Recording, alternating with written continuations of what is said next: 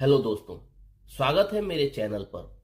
आज हम बात करने वाले हैं एक ऐसे विषय की जो हमारे देश के संविधान से जुड़ा है और हाल ही में बहुत चर्चा में रहा है।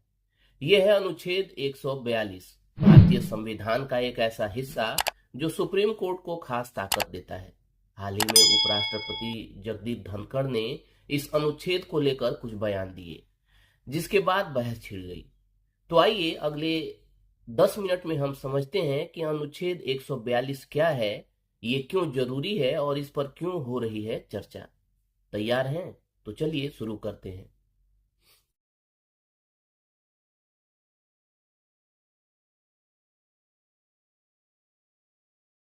सबसे पहले समझते हैं कि अनुच्छेद 142 है क्या। भारतीय संविधान का अनुच्छेद 142 सुप्रीम कोर्ट को एक खास शक्ति देता है, जिसे कहते हैं पूर्ण न्याय की शक्ति। इसका मतलब है कि सुप्रीम कोर्ट कोई भी ऐसा आदेश दे सकता है जो किसी मामले में पूरी तरह से न्याय करने के लिए जरूरी हो। ये आदेश पूरे देश में मान्य होते हैं। उदाहरण के लिए, अगर कोई कानून किसी खास मामले में न्याय नहीं कर पा रहा, तो सुप्रीम कोर्ट अनुच्छेद 142 का इस्तेमाल करके ऐसा फैसला दे सकता है जो लोगों के हित में हो। ये शक्ति सुप्रीम कोर्ट को इसलिए दी गई है क्योंकि वो देश का सबसे बड़ा न्यायालय है और संविधान का रक्षक है। लेकिन ये शक्ति इतनी बड़ी है कि इसके इस्तेमाल पर हमेशा सवाल उठते हैं।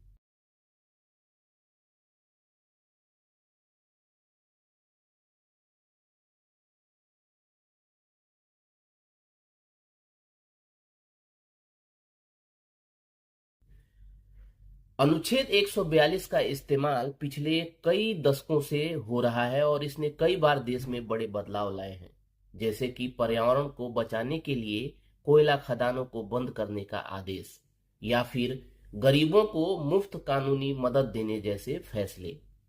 ये अनुच्छेद सुप्रीम कोर्ट को लचीलापन देता है ताकि वो उन मामलों में भी न्याय कर सके जहां कानून में कोई स्पष्ट रास्ता न हो।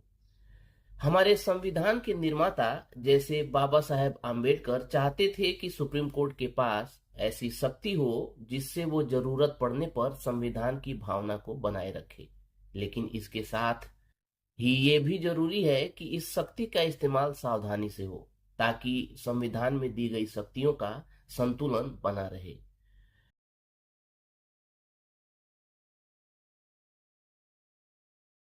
अब बात करते हैं हाल की चर्चा की। 17 अप्रैल 2025 को उपराष्ट्रपति जगदीप धनखड़ ने अनुच्छेद 142 को लोकतंत्र के खिलाफ न्यूक्लियर मिसाइल कहा। ये बयान उन्होंने सुप्रीम कोर्ट के एक फैसले के बाद दिया, जिसमें कोर्ट ने राष्ट्रपति और राज्यपालों को विधानसभाओं द्वारा पारित बिलों पर 3 महीने में फैसला लेने का निर्देश दिया था। उपराष्ट्रपति का कहना था कि सुप्रीम कोर्ट को राष्ट्रपति को निर्देश देने का अधिकार नहीं है और अनुच्छेद 142 का ज्यादा इस्तेमाल लोकतंत्र के लिए खतरा हो सकता है। उनके इस बयान के बाद कई लोग उनके समर्थन में आए, तो कई लोगों ने इसका विरोध किया। कुछ नेताओं ने कहा कि अनुच्छेद 142 का इस्तेमाल जरूरी है ताकि कोई भी संवैधानिक पदाधिकारी बिलों को अनिश्चितकालीन तक रोक न सके।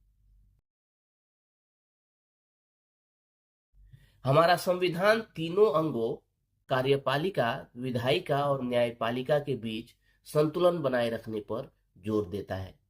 अनुच्छेद 142 सुप्रीम कोर्ट को शक्ति देता है, लेकिन इसका मतलब ये नहीं कि वो विधायिका कार्यपालिका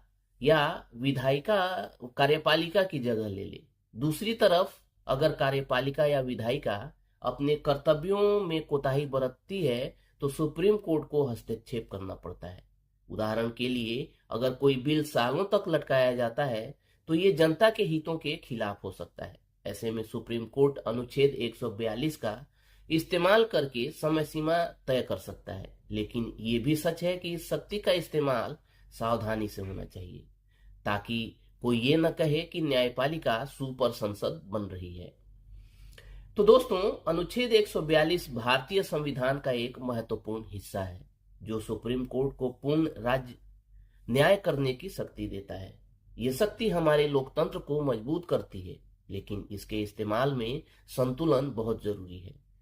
उपराष्ट्रपति धनखड़ की टिप्पणी ने इस पर एक जरूरी बहस शुरू की है कि संविधान के तीनों अंग अपनी सीमाओं में रहकर कैसे काम करें।